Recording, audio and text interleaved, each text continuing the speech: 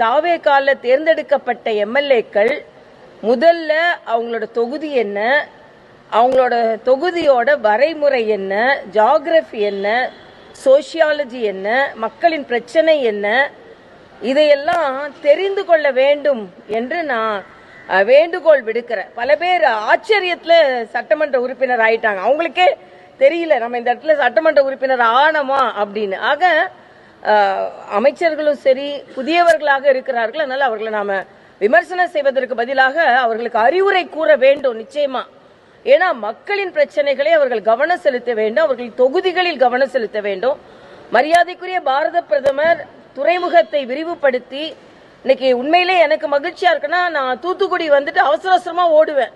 ஏன்னா 6 மணிக்குள்ள பிளைட்டை பிடிக்கணும்னு. இன்னைக்கு 8:15 பிளைட்டு. ஏன்னா வந்து 6:30 என்னோட எல்லா வேலையும் முடிச்சிட்டு நைட் பிளைட் இருக்கு தூத்துக்குடியில அப்படின்னும் போது உண்மையிலேயே மகிழ்ச்சியான ஒரு தருணம்.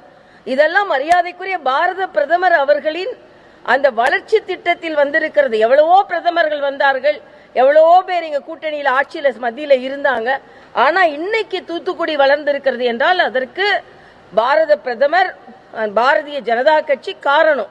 ஆனா இதெல்லாம் மறந்து விட்டு புதிதாக வந்தவர்கள் நான் துறைமுக நகரமாக இதை மாற்றப் போகிறேன் என்று சொல்கிறார்கள் என்றால் மக்கள் அவர்களோடு விழிப்புணர்வோடு இருக்க வேண்டும் என்பதும் எனது கருத்து.